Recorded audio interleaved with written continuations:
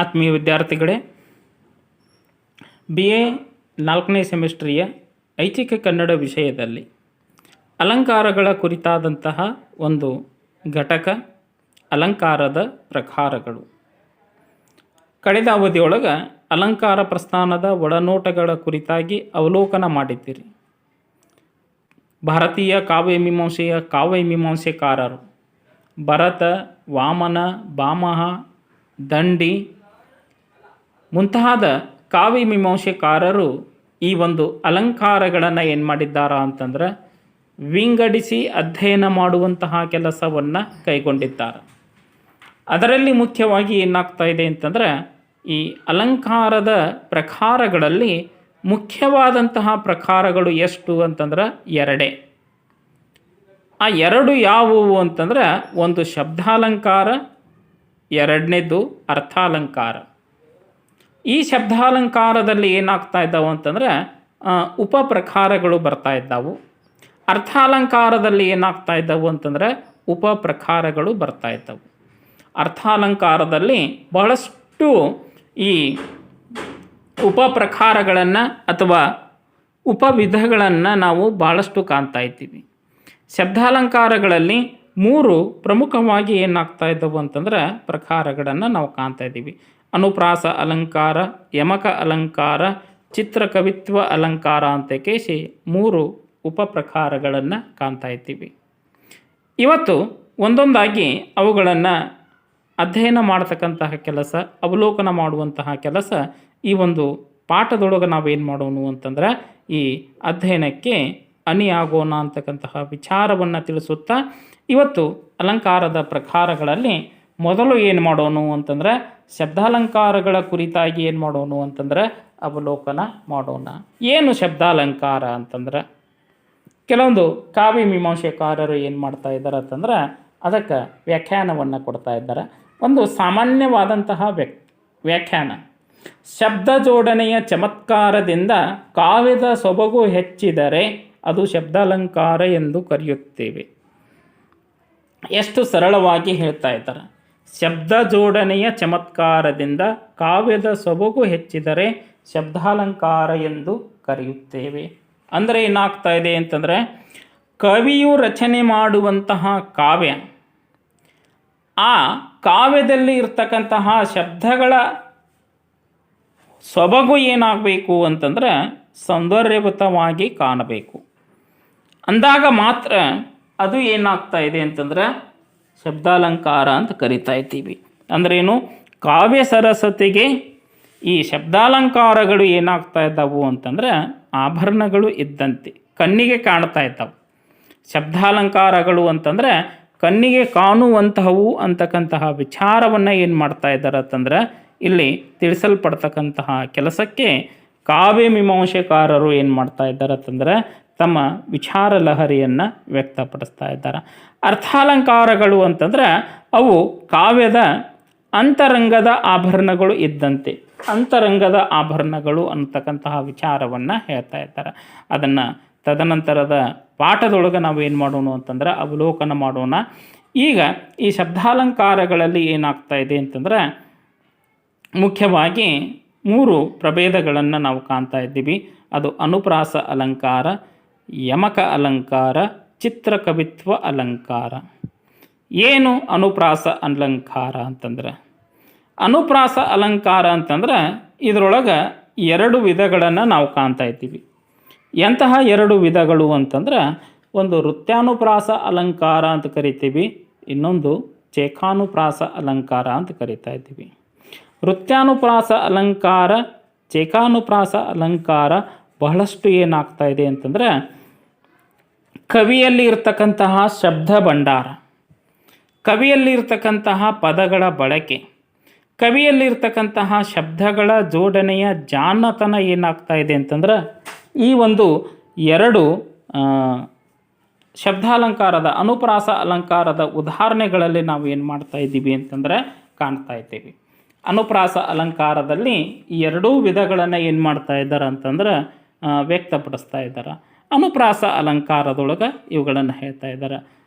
ಏನು ಮೊದಲು ಏನು ಮಾಡೋಣ ಅಂತಂದ್ರೆ ವೃತ್ಯಾನುಪ್ರಾಸ ಅಂತಕ್ಕಂತಹ ಒಂದು ವ್ಯಾಖ್ಯಾನವನ್ನು ಏನು ಮಾಡೋಣ ಅಂತಂದ್ರೆ ಅವಲೋಕನ ಮಾಡೋಣ.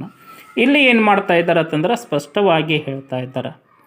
ಯಾವ ರೀತಿಯಾಗಿ ಅಂತಂದ್ರೆ ವೃತ್ಯಾನುಪ್ರಾಸ ಅಲಂಕಾರದಲ್ಲಿ ಹೇಳ್ತಾ ಇದ್ದಾರೆ, ಒಂದೇ ಅಕ್ಷರ 2-3 ಸಲ ಪಾದಗಳಲ್ಲಿ ಬಂದು ವಾಕ್ಯಗಳ ಸೊಬಗನ್ನು ಹೆಚ್ಚಿಸಿದರೆ ಅದನ್ನು ನಾವು ಏನು ಮಾಡಬೇಕು ಅಂತಂದ್ರೆ ವೃತ್ಯಾನುಪ್ರಾಸ ಅಲಂಕಾರ ಅಂತಕ್ಕಂತಹ ವಿಚಾರವನ್ನು ಹೇಳ್ತಾ ಇದ್ದಾರೆ. ಇನ್ನೊಮ್ಮೆ ಅವಲೋಕನ ಮಾಡಿರಿ. ಈ ಪದದ ವಿಚಾರವನ್ನು ವೃತ್ಯಾನುಪ್ರಾಸದ ಅಲಂಕಾರವನ್ನು ಏನು ಮಾಡ್ತಾ ಇದ್ದಾರೆ ಅಂತಂದರೆ ಇಲ್ಲಿ ತಿಳಿಸ್ತಾ ಇದ್ದಾರೆ. ಒಂದಾಗಲಿ ಎರಡಾಗಲಿ ವ್ಯಂಜನಗಳು ಪುನಃ ಪುನಃ ಹೇಳಲ್ಪಟ್ಟಿದ್ದರೆ ಅದು ವೃತ್ಯಾನುಪ್ರಾಸವೆಂದು ಕರೆಯುತ್ತಾರೆ. ಒಂದಾಗಲಿ ಎರಡಾಗಲಿ ವ್ಯಂಜನಗಳು ಪುನಃ ಪುನಃ ಹೇಳಲ್ಪಟ್ಟಿದ್ದರೆ, ಪುನಃ ಪುನಃ ಅಂತಂದರೆ ಅದು ಮೇಲಿಂದ ಮೇಲೆ ಬಂದಿರಬೇಕು, ಮೇಲಿಂದ ಮೇಲೆ ಬಳಕೆ ಆಗಿರಬೇಕು, ಸಾಲುಗಳ ಮಧ್ಯದಲ್ಲಿ ಪದಗಳ ಮಧ್ಯದಲ್ಲಿ ಅದು ಏನಾಗಿರಬೇಕು ಅಂತಂದರೆ ಬಳಕೆ ಆಗಿರಬೇಕು ಅಂತಕ್ಕಂತಹ ವಿಚಾರವನ್ನು ಏನು ಮಾಡ್ತಾ ಇದ್ದಾರೆ ಅಂತಂದರೆ ಇಲ್ಲಿ ತಿಳಿಸಲ್ಪಡ್ತಾ ಇದ್ದಾರೆ. ಒಂದಾಗಲಿ ಎರಡಾಗಲಿ ವ್ಯಂಜನಗಳು ಪುನಃ ಪುನಃ ಹೇಳಲ್ಪಟ್ಟಿದ್ದರೆ ಅದನ್ನು ವೃತ್ಯಾನುಪ್ರಾಸವೆಂದು ಕರೆಯಬೇಕು ಅನ್ನತಕ್ಕಂತಹ ವ್ಯಾಖ್ಯಾನವನ್ನು ಹೇಳ್ತಾ ಇದ್ದಾರೆ. ವ್ಯಾಖ್ಯಾನವನ್ನು ತಿಳಿದುಕೊಂಡ್ರಿ, ಅದನ್ನು ಉದಾಹರಣೆಗಳ ಮೂಲಕ ಹೇಳಿದರೆ ಇನ್ನಷ್ಟು ಏನಾಗ್ತೈತಿ ಅಂತಂದರೆ ಸ್ಪಷ್ಟವಾಗುತ್ತದೆ ಅನ್ನೋದನ್ನು ಇಲ್ಲಿ ಅರ್ಥ ಮಾಡಿಕೊಳ್ಳಬೇಕು. ಭಾಳಷ್ಟು ದಿನನಿತ್ಯ ನಾವು ಬಳಕೆ ಮಾಡುವಂತಹ ಪದಗಳಲ್ಲಿ ಏನು ಮಾಡ್ತಾ ಇದ್ದೀವಿ ಅಂತಂದ್ರೆ ಈ ವೃತ್ಯಾನುಪ್ರಾಸ ಅಲಂಕಾರವನ್ನು ಬಳಕೆ ಮಾಡ್ತಿರ್ತೀವಿ. ನಮಗೆ ಅರಿವಿಲ್ಲದೆ ನಾವು ಸಹ ಸಾಹಿತಿಗಳಂತೆ ಕವಿಗಳಂತೆ ಏನು ಮಾಡ್ತಾ ಇರ್ತೀವಿ ಅಂತಂದ್ರೆ ಮಾತನಾಡುವುದನ್ನು ಕಾಣ್ತಾ ಇರ್ತೀವಿ. ಅಷ್ಟು ಏನಾಗ್ತಾ ಇದೆ ಅಂತಂದರೆ ಈ ಗಾದೆ ಮಾತುಗಳನ್ನು ಬಳಕೆ ಮಾಡುವಂತಹ ಸಂದರ್ಭದೊಳಗೆ ಈ ವೃತ್ಯಾನುಪ್ರಾಸ ಏನಾಗ್ತಾ ಇದೆ ಅಂತಂದರೆ ಬಂದು ಹೋಗ್ತಾ ಇದ್ದಾವು ಅನ್ನೋದನ್ನು ಅರ್ಥ ಮಾಡಿಕೊಳ್ಳಬೇಕು. ಒಂದು ಕಡೆ ಒಂದು ಗಾದೆ ಮಾತು ಬರ್ತಾ ಇದೆ, ತುಪ್ಪದ ಮಾತಿಗೆ ಒಪ್ಪಿಕೊಂಡು ತಿಪ್ಪೆ ಪಾಲಾದ ಅನ್ನೋದನ್ನು ಹೇಳ್ತಾ ಇದ್ದೀವಿ. ಅಂದರೆ ಇದರ ಗೂಢಾರ್ಥ ಏನು ಅಂತಂದ್ರೆ ಬೆಪ್ಪ ಅಂತ ಹೇಳ್ತಾ ಇದ್ದೀವಿ, ಮೂರ್ಖ ಅಂತಕ್ಕಂತಹ ವಿಚಾರ. ತುಪ್ಪದ ಮಾತಿಗೆ ಒಪ್ಪಿಕೊಂಡು ತಿಪ್ಪೆ ಪಾಲಾದ, ಅದರ ಅರ್ಥ ಅಲ್ಲಿ ತಿಳಿತಾ ಇದೆ. ಅರ್ಥಕ್ಕಿಂತಲೂ ನಮಗೇನಾಗ್ತಾ ಇದೆ ಅಂತಂದ್ರೆ ಇಲ್ಲಿ ಶಬ್ದ ಮುಖ್ಯ ಆಗ್ತಾ ಇದೆ. ಈ ಒಂದು ಗಾದೆಯ ಮಾತಿನ ಚರಣದೊಳಗೆ ಸಾಲಿನೊಳಗೆ ತುಪ್ಪ ಮಾತಿಗೆ ಒಪ್ಪಿಕೊಂಡು ತಿಪ್ಪೆ ಪಾಲಾದ ಅಂದ್ರೇನು, ಪ್ರತಿಯೊಂದು ಪದದೊಳಗೂ ಏನಾಗ್ತಾ ಇದೆ ಅಂತಂದ್ರೆ ತಕಾರ ಪುನರುಕ್ತಿ ಆಗ್ತಾ ಇದೆ. ತಕಾರ ಏನಾಗ್ತಾ ಇದೆ ಅಂತಂದ್ರೆ ಪುನರುಕ್ತಿ ಆಗ್ತಾ ಇದೆ ಅನ್ನೋದನ್ನು ಹೇಳ್ತಾರೆ. ನಿಯಮ ಏನು ಹೇಳ್ತೈತಿ, ಒಂದಾಗಲಿ ಎರಡಾಗಲಿ ವ್ಯಂಜನಗಳು ಪುನಃ ಪುನಃ ಹೇಳಲ್ಪಟ್ಟಿದ್ದರೆ ಅದು ವೃತ್ಯಾನುಪ್ರಾಸ ಎನಿಸುವುದು ಅನ್ನೋದನ್ನು ವ್ಯಕ್ತಪಡಿಸ್ತಾ ಇದ್ದಾರೆ. ಇಲ್ಲಿ ತಕಾರ ಏನಾಗ್ತಾ ಇದೆ ಅಂತಂದ್ರೆ ಪುನರುಕ್ತಿ ಆಗಿರುವುದನ್ನು ನಾವು ಕಾಣ್ತಾ ಇದ್ದೀವಿ. ಪಕಾರ ಏನಾಗ್ತಾ ಇದೆ ಅಂತಂದ್ರೆ ಪುನರುಕ್ತಿ ಆಗಿರುವುದನ್ನು ನಾವು ಕಾಣ್ತಾ ಇದ್ದೀವಿ. ಅದಕ್ಕೆ ನಾವು ಪುನಃ ಪುನಃ ಹೇಳಲ್ಪಟ್ಟಿದ್ದರೆ ಅದು ಏನಾಗ್ತಾ ಇದೆ ಅಂತಂದರೆ ವೃತ್ಯಾನುಪ್ರಾಸ ಅಲಂಕಾರ ಆಗುತ್ತದೆ ಅನ್ನೋದನ್ನು ಗಮನಿಸಬೇಕು ಅಂತಕ್ಕಂತಹ ವಿಚಾರವನ್ನು ವ್ಯಕ್ತಪಡಿಸ್ತಾ ಇದ್ದಾರೆ. ಇನ್ನೊಂದು ನಮ್ಮ ಕನ್ನಡ ಸಾಹಿತ್ಯದಲ್ಲಿ ರಚನೆಯಾದಂತಹ ಒಂದು ಕೃತಿ ಋಷಭೇಂದ್ರ ವಿಜಯ ಅಂತಕ್ಕಂತಹ ಕೃತಿ. ಕನ್ನಡ ಕಾವ್ಯ ಸಾಹಿತ್ಯದೊಳಗೆ ಮಧ್ಯಕಾಲೀನ ಕನ್ನಡ ಸಾಹಿತ್ಯದ ಒಂದು ಕೃತಿ. ಅದರೊಳಗೆ ಒಂದು ದ್ವಿಪದಿ ಬರ್ತಾ ಇದೆ, 2 ಸಾಲಿನ ಪದ್ಯ ಅಂತ ಹೇಳ್ತಾ ಇದ್ದೀವಿ. ಏನು ಹೇಳ್ತಾ ಇದೆ ಅಂತಂದ್ರೆ ಮುರಾರಿ ಸೆಂಬರಾರಿ ವಾಗ್ವರಾರಿ ನಿರ್ಜರಾರ್ಜರಿತೆ ದರಾದರೇಶ್ವರಾತ್ಮ ಜೇಹರ ಪ್ರಿಯೆ ಜಯಾಂಬಿಕೆ. ಇಲ್ಲಿ 2 ಸಾಲಿನೊಳಗೆ ಯಾವ ಪದ ಪುನರುಕ್ತಿ ಆಯಿತು ಅನ್ನೋದನ್ನು ನೀವು ಕೇಳಿದ ತಕ್ಷಣವೇ ನಿಮಗೆ ಅರ್ಥ ಆಗ್ತೈತಿ. ಮುರಾರಿ ಸೆಂಬರಾರಿ ವಾಗ್ವರಾರಿ ನಿರ್ಜರಾರ್ಜಿತೆ ದರಾದರೇಶ್ವರಾತ್ಮ ಜೇಹರ ಪ್ರಿಯೆ ಜಯಾಂಬಿಕೆ. ರಕಾರ, ಪ್ರತಿಯೊಂದು ಪದದೊಳಗೆ ನಾವು ಏನು ಮಾಡ್ತೀವಿ ಅಂತಂದ್ರೆ ರಕಾರವನ್ನು ಕಂಡೇ ಕಾಣ್ತಾ ಇರ್ತೀವಿ. ಈ ಪದ್ಯದೊಳಗೆ ರಕಾರವು ಹಲವಾರು ಸಲ ಪುನರುಕ್ತಿಯಾಗಿ ಪದ್ಯದ ಸೊಬಗನ್ನು ಪದ್ಯದ ಸೌಂದರ್ಯವನ್ನು ಏನು ಮಾಡ್ತಾ ಇದೆ ಅಂತಂದ್ರೆ ಅದು ಇಮ್ಮಡಿಗೊಳಿಸಿದ್ದನ್ನು, ಆ ಶಬ್ದಗಳಿಂದ ಹೆಚ್ಚಿದೆ ಅನ್ನೋದೇನಾಗ್ತಾ ಇದೆ ಅಂತಂದ್ರೆ ತಿಳಿದು ಬರ್ತಾ ಇದೆ. ಹಾಗಾಗಿ ಏನಾಗ್ತಾ ಇದೆ ಅಂತಂದ್ರೆ ವೃತ್ತಾನುಪ್ರಾಸಕ್ಕೆ ಶಬ್ದಗಳ ಪುನರುಕ್ತಿಯಿಂದ ಕಾವ್ಯ ಸೊಬಗು ಉಂಟಾಗಬೇಕು. ಆ ಕಾವ್ಯ ಸೊಬಗಿಗೆ ಆ ಶಬ್ದಗಳೇ ಏನಾಗ್ತಾ ಇದ್ದಾವು ಅಂತಂದ್ರೆ ಆಭರಣ ಇದ್ದಂತೆ ಅನ್ನೋದನ್ನು ಏನು ಮಾಡ್ತಾ ಇದ್ದಾರೆ ಅಂತಂದ್ರೆ ಇಲ್ಲಿ ಕಾವ್ಯ ಮೀಮಾಂಸೆಕಾರರು ತಿಳಿಸಲ್ಪಡ್ತಾ ಇದ್ದಾರೆ. ಷಡಕ್ಷರ ಕವಿಯ ಒಂದು ಕೃತಿ ಐತಿ ಮಧ್ಯಕಾಲೀನ ಕನ್ನಡ ಸಾಹಿತ್ಯದೊಳಗೆ ಒಂದು ಕೃತಿ, ಅದು ಯಾವುದು ಅಂದ್ರೆ ರಾಜಶೇಖರ ವಿಳಾಸ. ಆ ರಾಜಶೇಖರ ವಿಳಾಸದೊಳಗೆ ಕವಿ ಈ ರೀತಿಯಾಗಿ ಬಳಕೆ ಮಾಡ್ತಾನೆ. ಯಾವ ರೀತಿಯಾದಂತಹ ಪದಗಳನ್ನು ಬಳಕೆ ಮಾಡ್ತಾ ಇದ್ದಾನಂತಂದ್ರೆ ಎಡೆಗಿಳಿಗಳ ಬಳಗಂಗಳ ನಿಳಿಸಿ ತಂದೆಳೆಸಿ ಬಳಸಿ ಸುಳಿದೋಳು ಊಗುತನಂ ನಳನಳಿಸಿ ಬೆಳೆದು ಕಳಿಯದ ಕಳವೆಯ ಕನಿಸಂಗಳಂ ಕರಂ ಕಂಡಿಸುವುದಂ. ಇಡೀ ಪದ್ಯದೊಳಗೆ 4 ಸಾಲಿನ ಪದ್ಯ ಇದು, ಕಂದಕಾವ್ಯ ಅಂತ ಕರಿತಾ ಇದ್ದೀವಿ. ಇಲ್ಲಿ ಹೇಳ್ತಾ ಇದ್ದಾನ, ಎಳೆಗಿಳಿಗಳ ಬಳಗಂಗಳ ನಿನಿಸಿ ತಂದೆಳಿಸಿ ಬಳಸಿ ಸುಳಿದಳ ಗುಳುತೂತ ನಳ ನಳಿಸಿ ಬೆಳೆದು ಕಳಿಯದ ಕಳವೆಯ ಕನಿಶಂಗಳನಂ ಕರಂ ಕಂಡಿಸುಗಂ. ಎಷ್ಟು ಸೊಗಸಾಗಿ ಹೇಳ್ತಾ ಇದ್ದಾನ. ಇಲ್ಲಿ ಏನಾಗ್ತಾ ಇದೆ ಅಂತಂದರೆ ಏನಿದರ ಅರ್ಥ, ಸ್ವಲ್ಪ ಕ್ಯೂರಾಸಿಟಿ ಹೆಚ್ಚಾಗ್ತಾಯಿದೆ, ಕುತೂಹಲ ಹೆಚ್ಚಾಗ್ತಾ ಇದೆಯಲ್ಲ, ಅದೇ ಅರ್ಥವನ್ನು ಹೇಳ್ತಾ ಇದ್ದಾನೆ. ಯಾವುದು? ಎಳೆಗಿಳಿಗಳ ಸಮೂಹವು ಗಳಗಳನೆ ಇಳಿದು ಬಂದು ಭತ್ತದ ಹಾಲುಗಾಳುಗಳನ್ನು ಬಯಸಿ ಸುತ್ತುತ್ತಾ ಸುಳಿಯುತ್ತಾ ನಳನಳಿಸಿ ಬೆಳೆದು ನಿಂತ ಭತ್ತದ ಎಳೆಗಾಳುಗಳ ಗೊನೆಗಳನ್ನು ಸೀಳುತ್ತಿದ್ದವು. ಅರ್ಥ ಏನಾಗ್ತಾ ಇದೆ ಅಂತಂದ್ರೆ ಬಲು ಸೊಬಗು. ಆ ಅರ್ಥ ಬರಬೇಕು ಅಂತಂದ್ರೆ ಕವಿ ಬಳಕೆ ಮಾಡಿಕೊಂಡಂತಹ ಪದಗಳು ಶಬ್ದಗಳು ಏನಾಗ್ತಾ ಇದ್ದವು ಅಂತಂದ್ರೆ ಪುನರುಕ್ತಿ ಆಗ್ತಾವು. ಎಳೆಯ ಗಿಳಿಗಳು, ಸಣ್ಣ ದೊಡ್ಡ ಅಂದರೆ ಏನು, ಸಣ್ಣ ಸಣ್ಣ ಗಿಳಿಗಳು ಅಂತಕ್ಕಂತಹ ವಿಚಾರ. ಎಳೆಗಿಳಿಗಳ ಬಳಗ ಅಂದ್ರೆ ಸಮೂಹ, ಬಳಗಂಗಳ ಗಳಗಳನ್ನೇ ಇಳಿದು ಅಂದ್ರೆ ಅವು ಹಾರೋದು ಇಳಿದು ಹತ್ತೋದು ಇವೆಲ್ಲ ವಿಚಾರವನ್ನು ಹೇಳ್ತೀವಿ. ಬಂದು ಭತ್ತದ ಸಾಲು ಅದನ್ನು ಏನು ಮಾಡ್ತಾ ಇದ್ದಾನ ಅಂತಂದ್ರೆ ಹೇಳ್ತಾನ, ತಂದೆಳಿಸಿ ಬಳಸಿ ಸುಳಿದವು ನಳನಳಿಸಿ ಬೆಳೆದ. ನಳನಳಿಸಿ ಅಂತಂದರೆ ಬೆಳೆ ಏನಾಗಿದೆ ಅಂತಂದರೆ ಫಲಭರಿತವಾದಂತಹ ಬೆಳೆ. ಅಂತಹ ಸಂದರ್ಭದಲ್ಲಿ ಗಿಳಿಗಳು ಅಲ್ಲಿ ಭತ್ತದ ಗದ್ದೆಯೊಳಗೆ ಹೋದವು ಅಂತಂದ್ರೆ ಸುತ್ತುತ್ತಾ ಸುಳಿಯುತ್ತಾ ನಳನಳಿಸಿ ಹೇಳ್ತಾ ಇದ್ದಾರೆ. ಸುಳಿದೊಳಗಾಬುತಂ ನಳನಳಿಸಿ ಬೆಳೆದ ಕಳಿಯದ ಕಳವೆ ಅಂತ ಕರಿತಾ ಇದ್ದೀವಿ, ಕವಳ ಅಂತ ವ್ಯಕ್ತಪಡಿಸ್ತಾ ಇದ್ದೀವಿ. ಕನಿಸಂಗಳ ಕಂಡಿಸುವುದಂ, ಅವುಗಳನ್ನು ಸೇವನೆ ಮಾಡಲಿಕ್ಕೆ ಹೇಳ್ತಾ ಇದ್ದಾರೆ. ಇಲ್ಲಿ ಪ್ರತಿಯೊಂದು ಪದದೊಳಗೆ ಪ್ರತಿಯೊಂದು ಚರಣ ಅಂದ್ರೆ ಸಾಲು ಅಂತ ಹೇಳ್ತಾ ಇದ್ದೀವಿ. ಲಕಾರ ಅನೇಕ ಸಲ ಪುನರುಕ್ತಿಗೊಂಡು ಪದ್ಯದ ಸೌಂದರ್ಯವನ್ನು ಏನು ಮಾಡ್ತಾ ಇದೆ ಅಂತಂದರೆ ಹೆಚ್ಚಳಗೊಳಿಸಿದ್ದು ನಮಗೆ ಏನಾಗ್ತಾ ಇದೆ ಅಂತಂದರೆ ತಿಳಿದು ಬರ್ತಾ ಇದೆ. ಇದನ್ನು ನಾವು ಏನು ಮಾಡ್ತಾ ಇದ್ದೀವಿ ಅಂತಂದರೆ ವೃತ್ತಾನುಪ್ರಾಸ ಅಲಂಕಾರ ಅಂತ ಕರೀತಿದ್ದೀವಿ. ಇನ್ನು ಈ ಅನುಪ್ರಾಸ ಅಲಂಕಾರದೊಳಗೆ ಇನ್ನೊಂದು ಉದಾಹರಣೆ ಬರ್ತಾ ಇದೆ. ಏನು ಅಂತಂದರೆ ಚೇಕಾನುಪ್ರಾಸ ಅಲಂಕಾರ ಅಂತ ಕರಿತೀವಿ.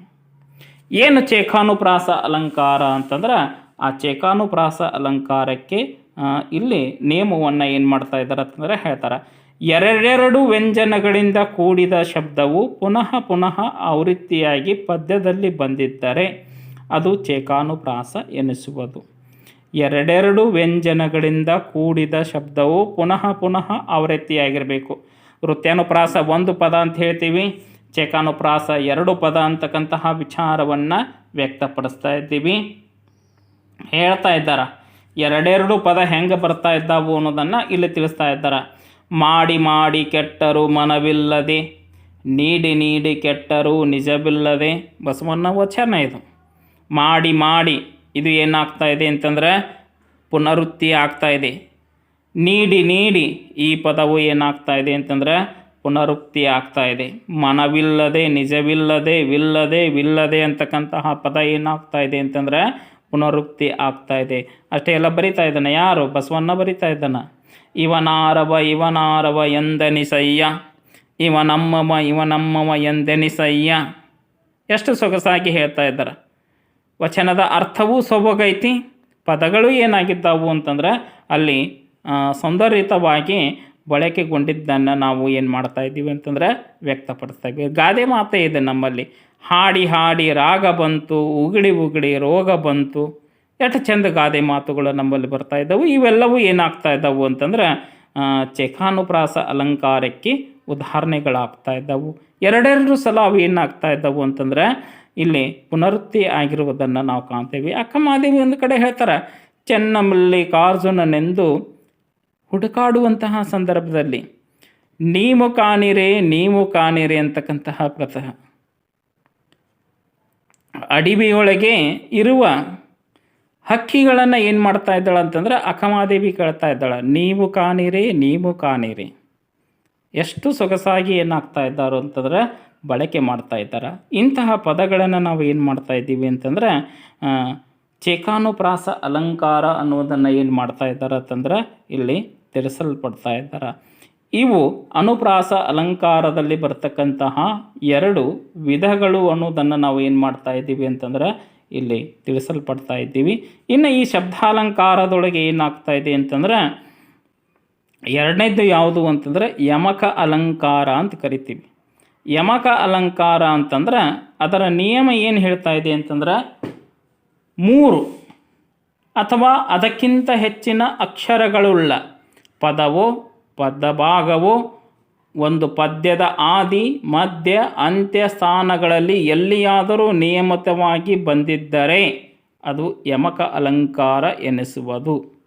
3 ಅಥವಾ ಅದಕ್ಕಿಂತ ಹೆಚ್ಚಿನ ಅಕ್ಷರಗಳುಳ್ಳ ಪದವೋ ಪದಭಾಗವೋ ಒಂದು ಪದ್ಯದ ಆದಿಪ್ರಾಸದಲ್ಲಿ ಮಧ್ಯಭಾಗದಲ್ಲಿ ಅಂತ್ಯಸ್ಥಾನಗಳಲ್ಲಿ ಎಲ್ಲಿಯಾದರೂ ನಿಯಮಿತವಾಗಿ ಬಂದಿದ್ದರೆ ಅದನ್ನು ನಾವು ಯಮಕ ಅಲಂಕಾರವೆಂದು ಕರೆಯಬೇಕು ಅನ್ನೋದನ್ನು ಹೇಳ್ತಾ ಇದ್ದಾರೆ.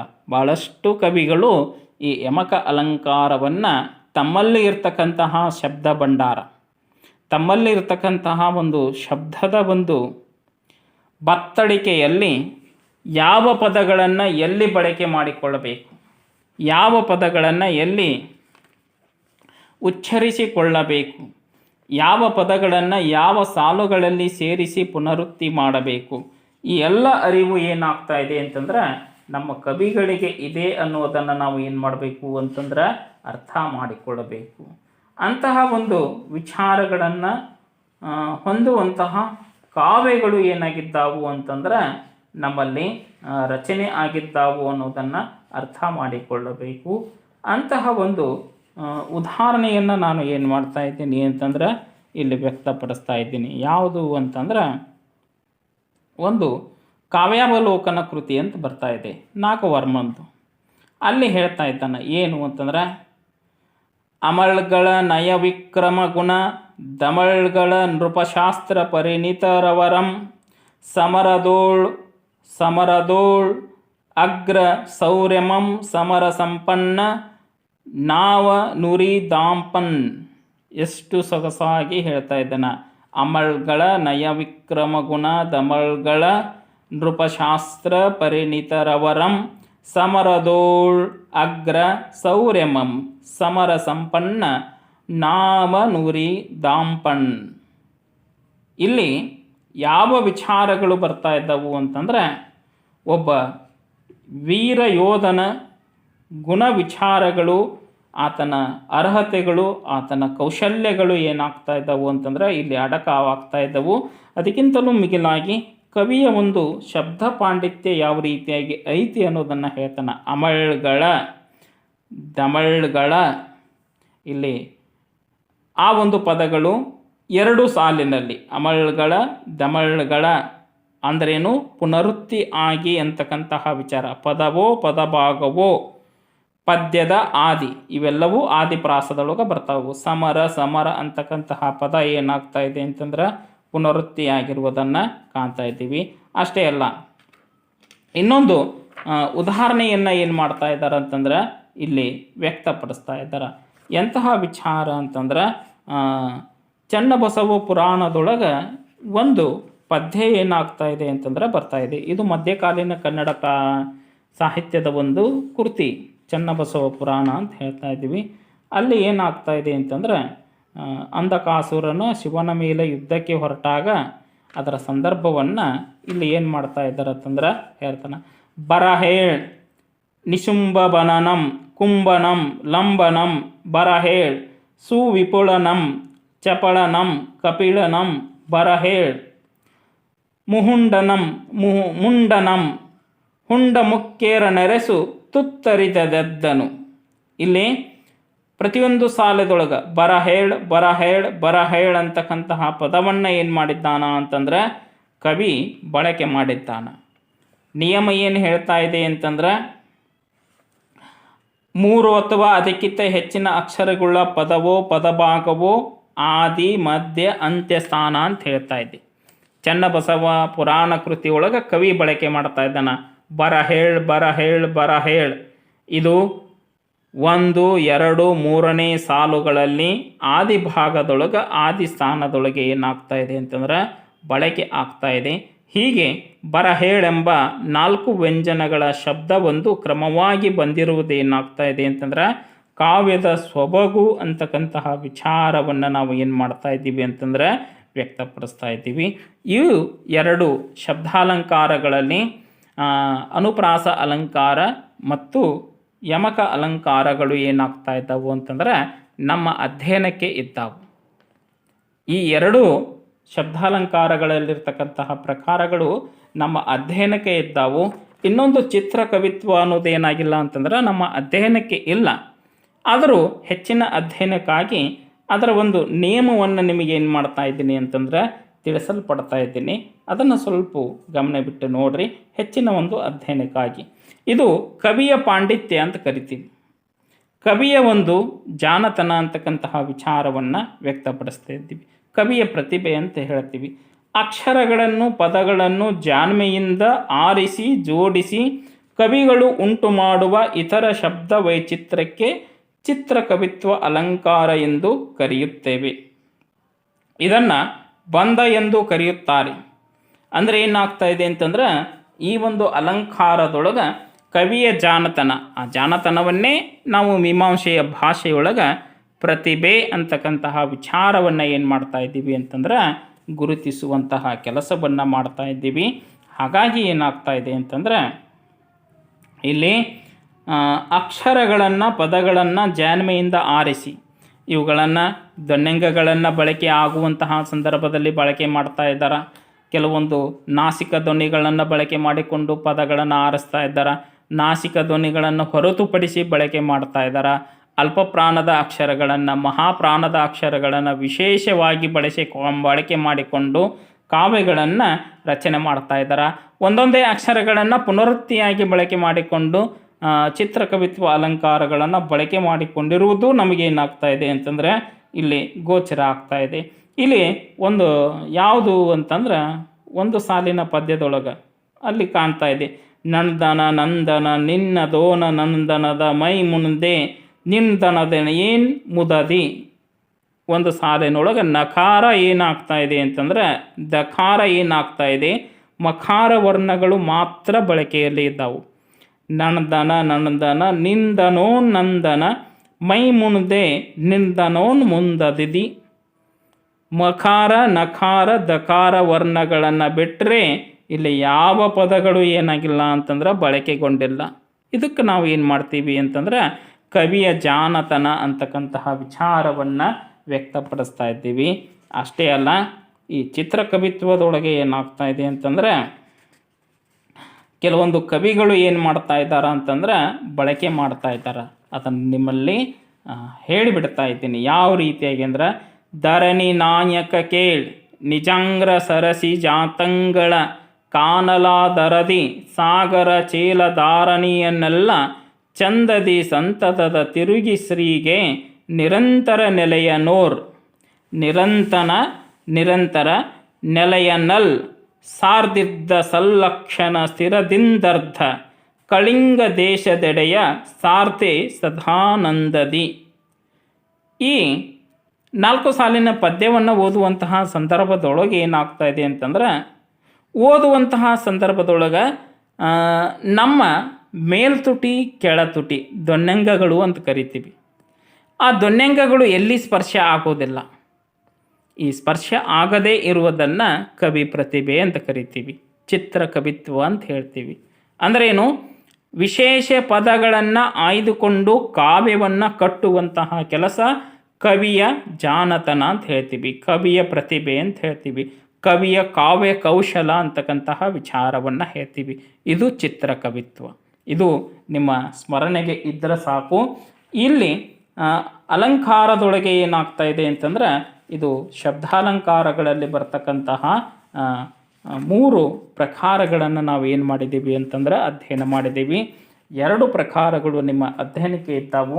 ಒಂದು ಪ್ರಕಾರ ಏನಾಗ್ತಾ ಇದೆ ಅಂತಂದ್ರೆ ನಿಮ್ಮ ಹೆಚ್ಚಿನ ಓದಿಗಾಗಿ ಬರ್ತಾ ಇದೆ. ಆ ಅನುಪ್ರಾಸ ಅಲಂಕಾರದಲ್ಲಿ ಮತ್ತು ಯಮಕ ಅಲಂಕಾರದಲ್ಲಿ ಪ್ರಶ್ನೆಗಳನ್ನು ಕೇಳಿದ್ದಾರೆ. ಈ ಅನುಪ್ರಾಸ ಅಲಂಕಾರದಲ್ಲಿ ವೃತ್ತಾನುಪ್ರಾಸದ ಬಗ್ಗೆ ಟಿಪ್ಪಣಿ ರೂಪದ ಪ್ರಶ್ನೆಗಳನ್ನು ಕೇಳಿದ್ದಾರೆ. ಚೇಕಾನುಪ್ರಾಸದ ಬಗ್ಗೆ ಟಿಪ್ಪಣಿ ರೂಪದ ಪ್ರಶ್ನೆಗಳನ್ನು ಕೇಳಿದ್ದಾರೆ. ಅವುಗಳನ್ನು ಸ್ವಲ್ಪ ಹಳೆ ಪ್ರಶ್ನೆ ಪತ್ರಿಕೆ ಬಗ್ಗೆ ಗಮನ ಕೊಡ್ರಿ.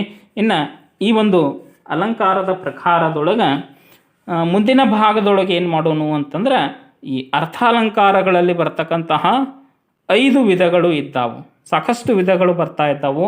ನಮ್ಮ ಅಧ್ಯಯನಕ್ಕೆ ಏನಾಗ್ತಾ ಇದೆ ಅಂತಂದ್ರೆ 5 ವಿಧಗಳು ಏನಾಗಿದ್ದಾವು ಅಂತಂದರೆ ಇದ್ದಾವು. ಅವು ಯಾವುವು ಅಂತಂದ್ರೆ, ಒಂದು ಉಪಮಾ ಅಲಂಕಾರ, ಇನ್ನೊಂದು ರೂಪಕ ಅಲಂಕಾರ, ಇನ್ನೊಂದು ಯಾವುದು ಅಂತಂದ್ರೆ ಉತ್ಪ್ರೇಕ್ಷ ಅಲಂಕಾರ ಬರ್ತಾ ಇದೆ.